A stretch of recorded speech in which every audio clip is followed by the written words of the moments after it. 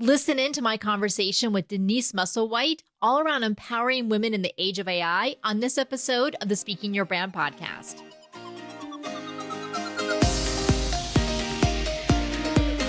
More and more women are making an impact by starting businesses, running for office, and speaking up for what matters. With my background as a TV political analyst, entrepreneur, and speaker, I interview and coach purpose-driven women to shape their brands, grow their companies, and become recognized as influencers in their field. This is Speaking Your Brand, your place to learn how to persuasively communicate your message to your audience. Hi, and welcome to the Speaking Your Brand podcast. I'm your host, Carol Cox. We are continuing the series we've been doing all around inspiring you to use your voice, no matter what your topic or your industry. If you've been listening to this podcast for a while, you know that I've been really excited about artificial intelligence and ChatGPT and all of the ways that it can help us both personally and professionally. Well, I had the pleasure of sitting down with Denise Musselwhite, who was a CIO, that's a Chief Information Officer for many years. She has a deep background in IT, and she's such a strong advocate for women's empowerment and leadership in technology. We talk about her journey to becoming one of the few Latina CIOs and how that journey impacted her. And then we dive into artificial intelligence and seeing it truly as a collaborative partner in our professional lives. Denise talks about some of the custom GPTs she's been creating. If you have no idea what I'm talking about, you're going to learn more in this episode. We also talk about Denise's recent leap into entrepreneurship and the work that she's doing with women in tech. And then we wrap up with speaking tips that Denise has for you. If you're new to the podcast, welcome. At Speaking Your Brand, we work with women entrepreneurs, professionals, and leaders to clarify their brand message and story, create their signature talks, and develop their thought leadership platforms. If you would like to find out what your speaker archetype is, so you can leverage your natural communication strengths and add to them to make you an even more dynamic speaker, you can take our free quiz at speakingyourbrand.com/quiz. It's 10 multiple choice questions. It only takes a few minutes to complete, and then you get your results right away with recommendations of what you can do. You can, again, take that free quiz at speakingyourbrand.com/quiz. Now, let's get on with the show. Welcome to the Speaking Your Brand podcast, Denise. Thanks for having me, Carol. I'm so excited to be here. Likewise, as listeners know, I've been doing episodes related to artificial intelligence, to AI for the past year plus, maybe 15 or 16 months. And, probably like every couple of months, I have a topic related to AI because I'm excited about it, its potential, how we can use it as a collaborative partner, and all the benefits that we can use as entrepreneurs and as professionals and as speakers. And I know, Denise, when I did one back in January, you emailed me and said, I love to talk about AI. I'm excited about it. And I said, yes, okay, let's do a podcast episode. So here you are. And I got to know you well when you attended our recent 3-day in-person client retreat that we held in Orlando. You also lived in the Orlando area. So that was so much fun. So let me ask you this first, is what got you interested in technology? Like when you were young, did you like gadgets? Did you like early computers? Like what kind of led you into this field? Oh, Carol, I love this question. For me, it's a bit of nature and nurture. My parents are immigrants to the United States from Puerto Rico and the Dominican Republic. They moved here when they were teens. And after my dad got back from the Vietnam War, he learned from his cousins and friends how to be a mechanic. And he opened his first repair shop when I was a baby, and he named it Denise's Service Station. Can you imagine? That was located in Bronx, New York, around 1976-ish. Okay. So I grew up in my dad's repair shop with a very handy dad in the family. My mom was his office manager and handled all of the paperwork and office management duties related to that. Well, before I went into 5th grade, my parents decided to move our entire family to Orlando, Florida, because they were fearful of the middle school that I was going to attend in the Bronx. The neighborhood had changed around us. So they sold everything. I remember them stopping at the bank in their brand new station wagon to pick up all of their life savings in a briefcase.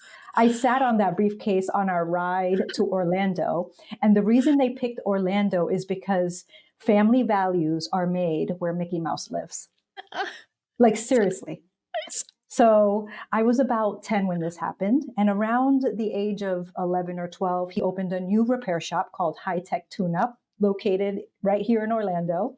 And every day after school, I went there because they couldn't afford to have like childcare after school with my siblings.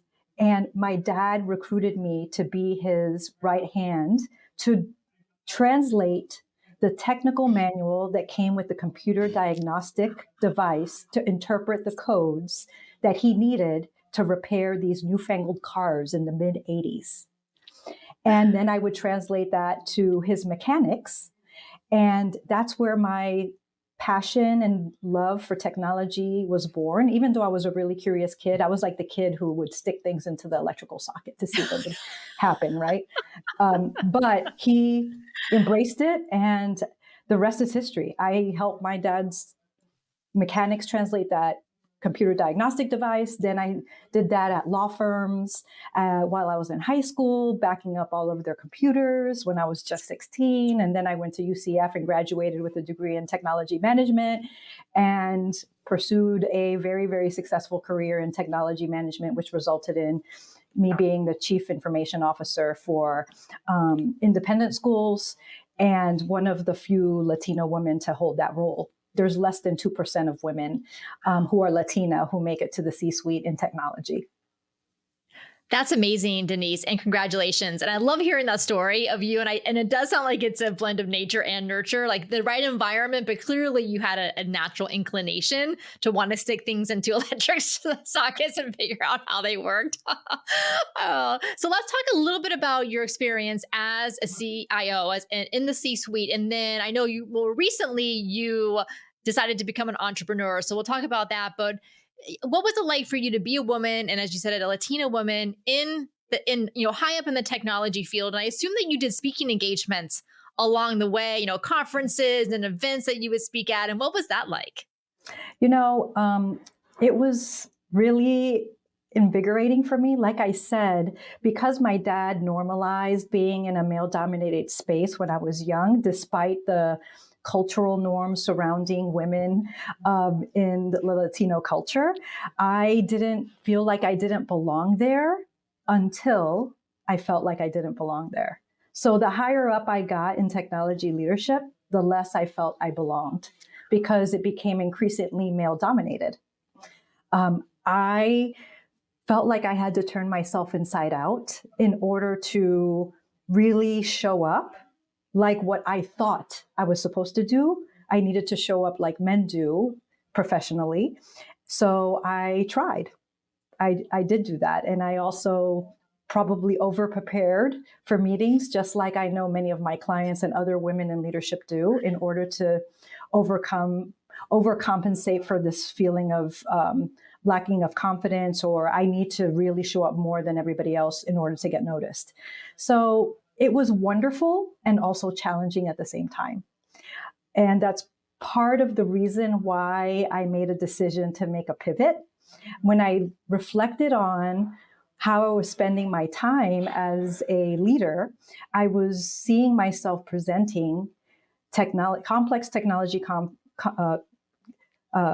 concepts and strategies to help accelerate technology in the industry where I spent most of my time. When I thought about who I was presenting to, I was looking at rooms full of men, right? Not that there's anything wrong with that, but when I really reflected on how I wanted to make an impact, I decided to change my topics so that I could attract more women. And those topics were more in alignment with what I found to be my deep purpose and what I wanted to make an impact on. And that's helping to create spaces where women feel more included in a male-dominated industry like technology. And everything changed after that. I was now presenting in spaces where more women were present because they were coming for the content around how to succeed in a male-dominated industry. Yes, and we're going to talk, I know, in just a few moments about AI and the impact AI is going to have not only in the workplace, but really society wide. And I am such a huge advocate of making sure that women's voices and women's experiences and women's expertise and our insights are part of the conversations that are being had, because after all, we are 50% of the population and we're going to be impacted just as much as everyone else. So as you mentioned, you recently made the transition to become an entrepreneur. You founded Tech and Thrive. So what has that transition been like? And can you tell us a little bit about Tech and Thrive, who it's for, and how you help the women in there? So it's been an adventure for sure. So I pivoted away from my 25 plus year role as a chief information officer to figure out what I wanted to do when I grew up, like so many people do, and decided that my heart was in starting something that would step into the gap for executive coaching and leadership development for technology professionals, women, and other underrepresented professionals who would appreciate having a trusted advisor like me alongside them in their journey. So Tech and Thrive provides leadership development to technology professionals and technology teams. I just got back from a wonderful full day retreat in Georgia, leading conversations with 100 technology professionals on a technology team. And that's the kind of work that I'm doing now. And I also have lots of one-on-one clients that I serve to help them lean more into their leadership and to sharpen their skills there.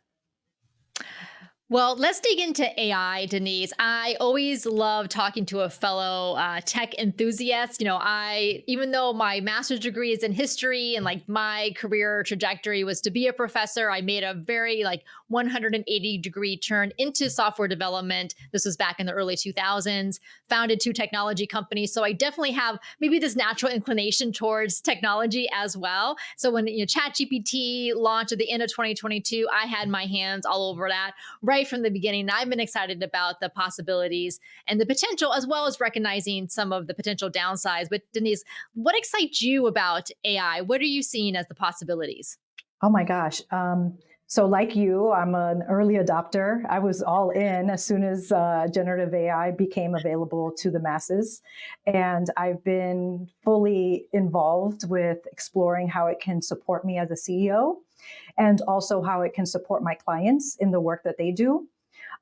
For me, I spend a lot of time playing in the tools that are available and even built my own GPTs to support myself and to support my clients. One of them is called the Kindness Beacon, which is a GPT that provides affirmations and support when individuals are feeling overwhelmed, because so much of a C-suite member's life is in overwhelm because so many things are coming at us so much.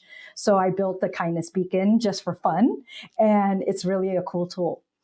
Which we can link in your show notes. And I've also built myself a GPT that I use that is my business advisor.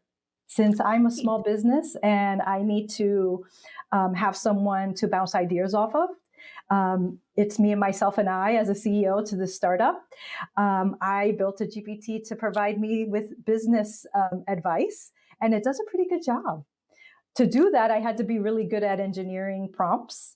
So I've taken some free courses on that to get really good at engineering prompts and using it to accelerate productivity for myself. When I think about my clients, because they're technology professionals, they feel a unique double bind here where they have to provide the boundaries around AI to their organizations. And they also have to empower their teams and themselves to use it. Right? So that's a difficult place because not only are they creating the guardrails for how to protect their organization's assets, intellectual property, et cetera, they also have to dive straight in to figure out how to use it at the same time. So they're, I like to say, building the plane while they fly it.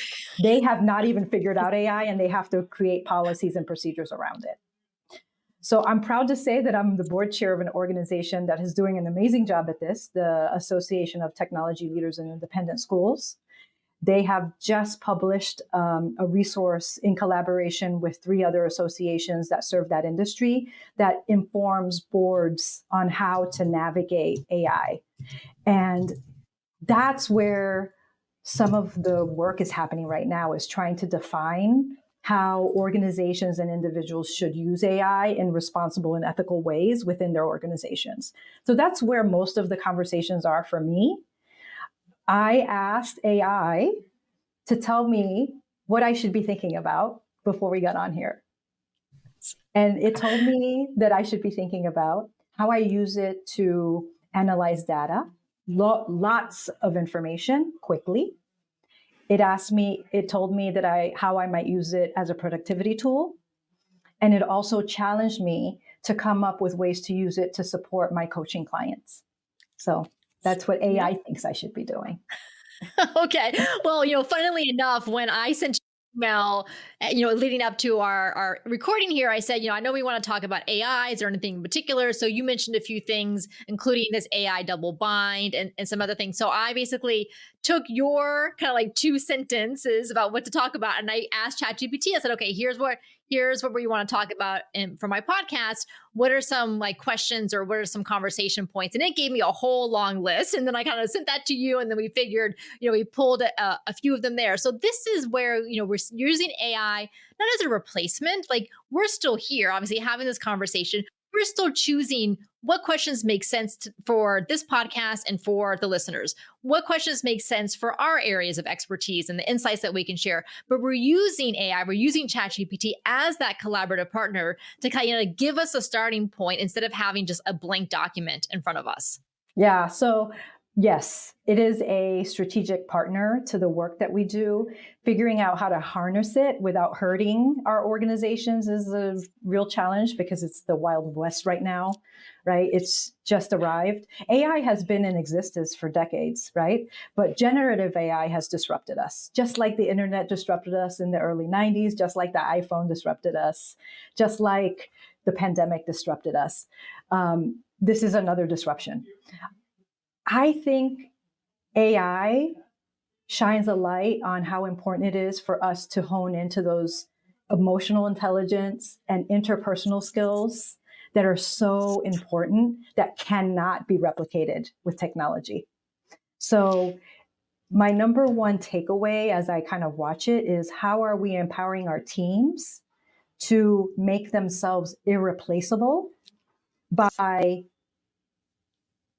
increasing their emotional intelligence, their human-centric leadership, and leveraging AI to increase productivity, but not replace human connection.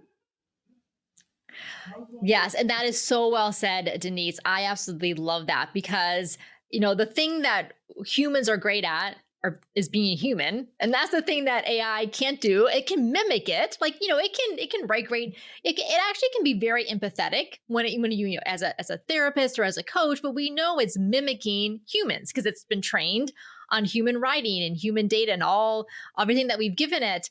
And so I agree, like, sharing, like storytelling, as humans, we have embodied experiences. So how, sharing those stories with each other and helping each other out in that way. And then doing that, strategic, high level thinking that's going to move our organizations forward, or that's going to move society forward, and using AI, to help us solve big problems. That's some of the things that I'm excited about. So Denise, you mentioned about, making sure that organizations and their team members, kind of, are getting the guidance that they need. So, and I know that you're doing work with organizations. So how do you see professional training and education evolving to prepare us for a world where increasingly AI is going to be doing a lot of the tasks and responsibilities that we've done, and some of the tasks that we may have enjoyed doing, and some tasks where maybe we're glad, right, to have the AI do it for us instead? I think that it's a great tool for accelerating progress. And I could see how, rather than people being fearful of it replacing jobs, but how might we create more with the talent we have, because they have accelerated their possibilities for productivity in ways that weren't possible before, right? So how could we create more of whatever that strategic offering that we share as an organization, because AI enhances what we do?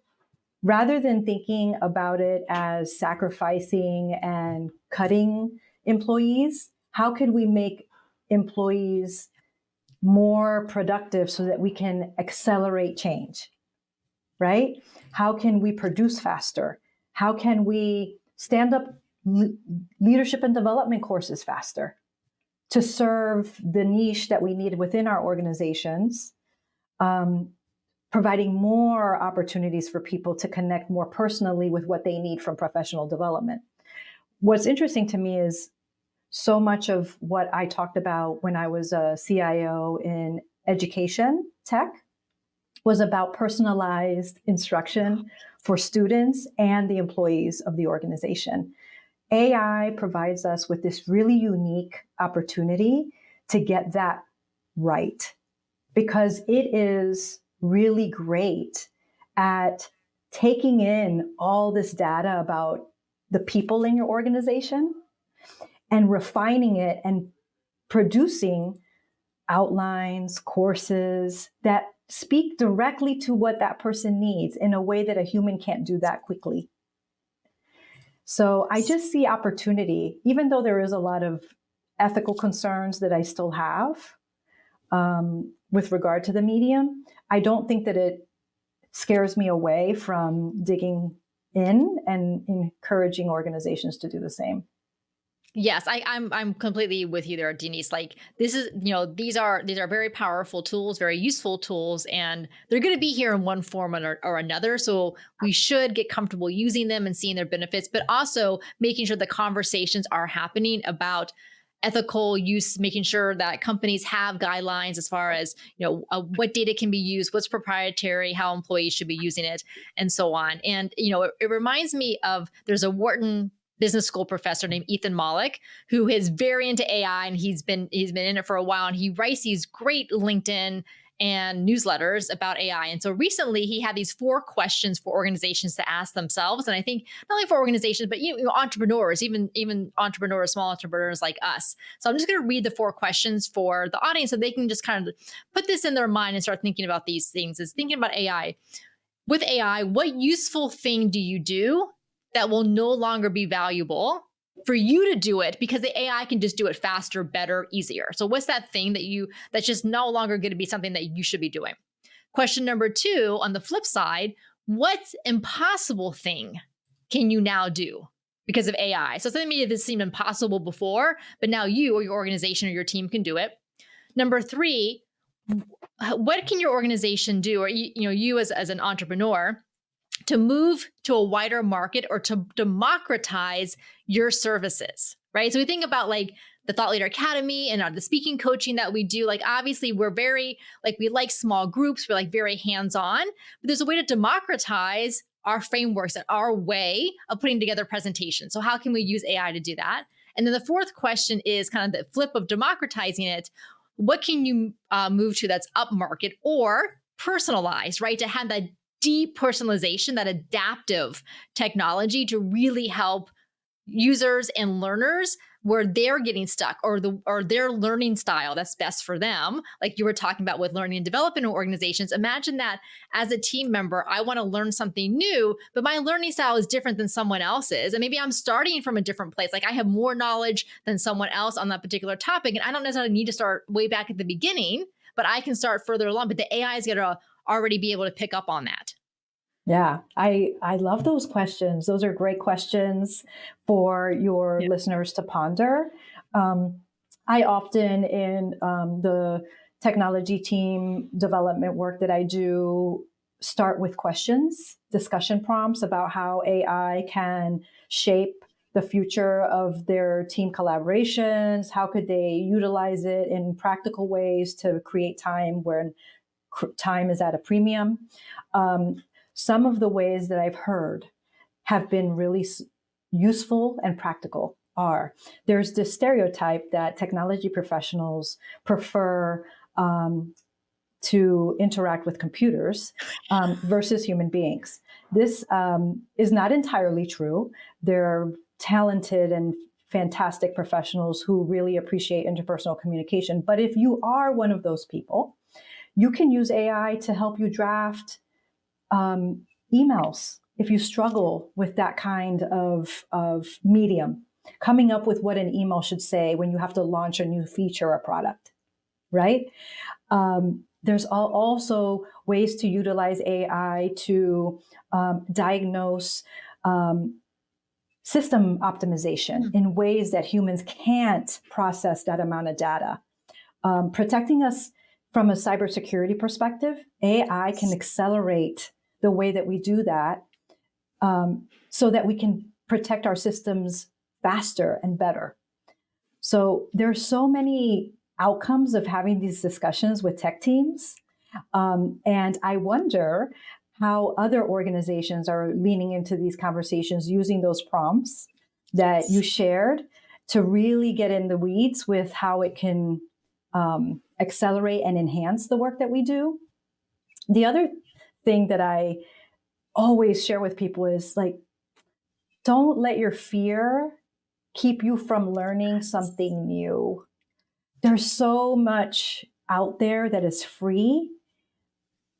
There's no excuse to not taking a course or spending 45 minutes learning how AI works, because your future depends on it. Yes. As the saying's been going around for a while now that says, AI won't replace humans, but humans with AI will replace humans without AI. This is, as sad as it sounds, it's true. And it's no different than when the internet came and disrupted everything. It's just the new version, right? It's the new version, the 2024 version of Google. Yes, or having a website as a business. Yeah.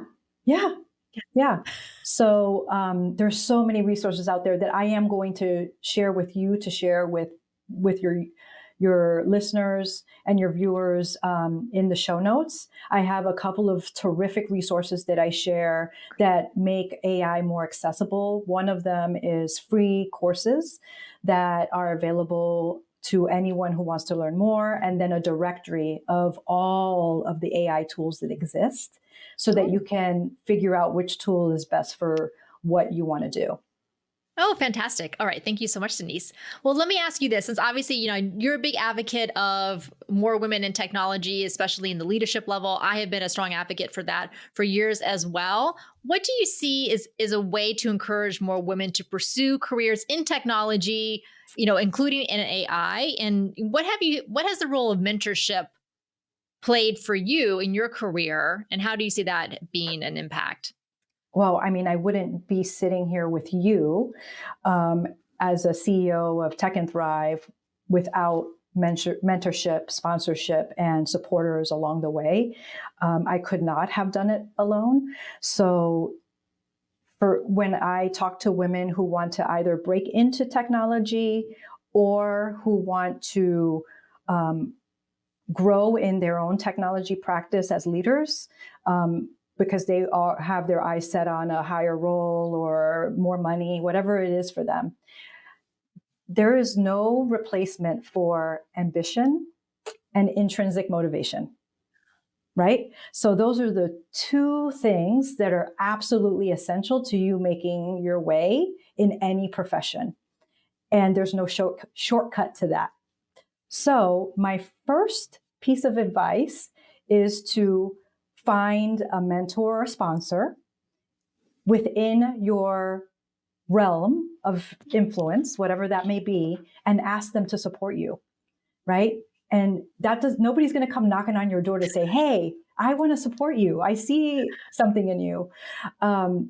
This is something that you have to do for yourself. So step out of your comfort zone and find those people in your network who can be a sponsor and supporter.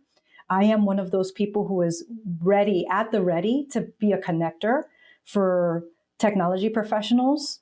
So if you don't have this person in your world, I invite you to reach out to me on LinkedIn. I will connect you. I will plug you in if you have the ambition and the intrinsic motivation to lean into your potential, I am all for it. I'm here for you. Oh, that is such a kind offer, Denise. Thank you so much. And yes, listeners, make sure to connect with Denise on LinkedIn. Links in the show notes, whether you need her to connect you to a mentor or you just want to follow her because she puts out great content on LinkedIn as well. And Denise, I know you're also involved in a women in technology organization. Can you tell us about that?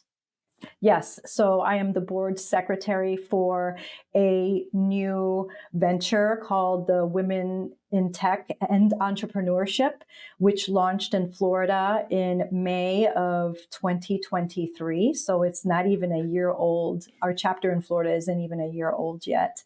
Or our chapter in Orlando isn't even a year old yet. And the organization is poised for great success because our CEO is dedicated to providing free access to connection, support, and professional learning to any woman in technology or entrepreneurs adjacent to technology who are wanting to build community without drama and right? That's an important, yeah. So an inclusive, warm, inviting, where you can show up authentically to connect with other individuals who are passionate about technology and entrepreneurship in a non-competitive space that is fully free.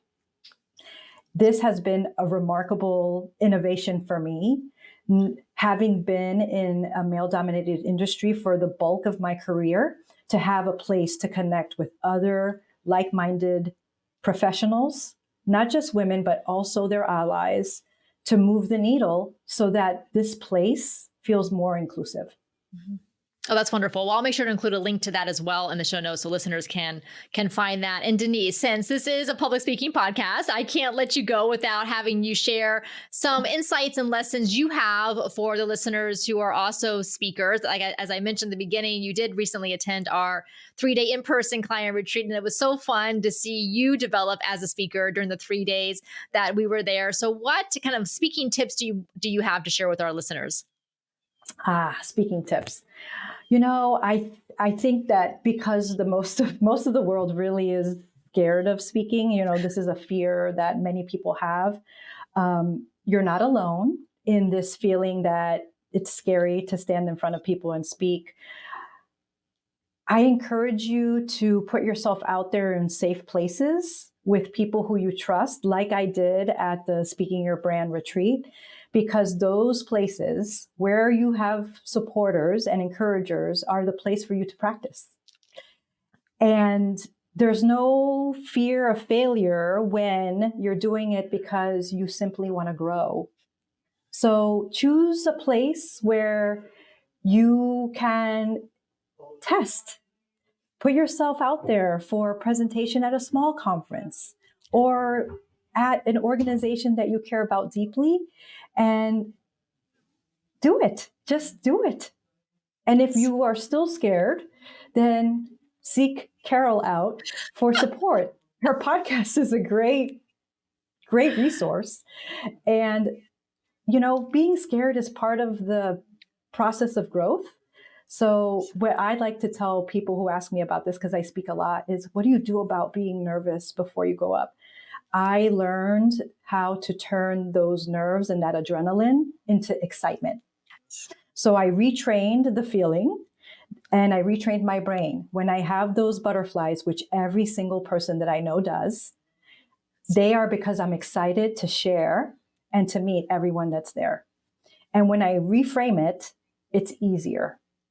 It's still a challenge because you have to prepare, but that feeling, those butterflies, are me being excited to share what I think and I know is really important for the audience to hear because it's going to move the needle for them.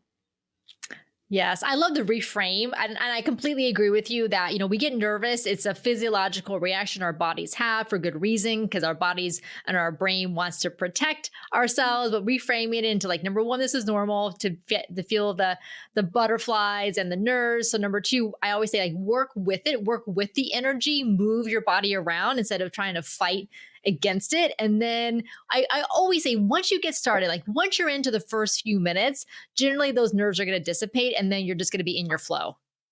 Yeah. Yes. Yes to all of that. Denise, let the listeners know the best place for them to connect with you. The best place to connect with me is on LinkedIn, so you can find me there. And then I also, of course, have a website.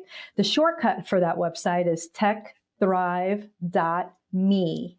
Techthrive.me, because I don't want to force your listeners to try to remember my complicated name, DeniseMusselwhite.com.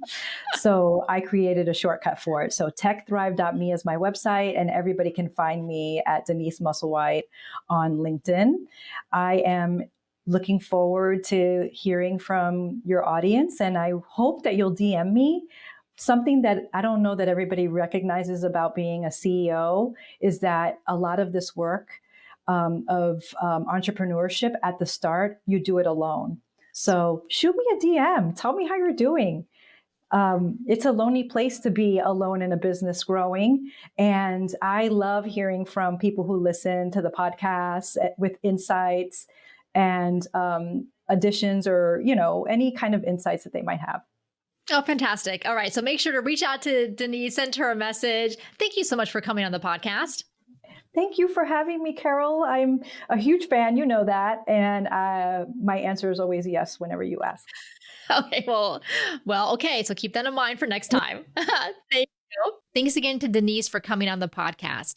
Don't forget to take our free speaker archetype quiz so you can find out which one you are and leverage your natural communication strengths and add to them. You can get that free quiz at speakingyourbrand.com/quiz. Until next time, thanks for listening.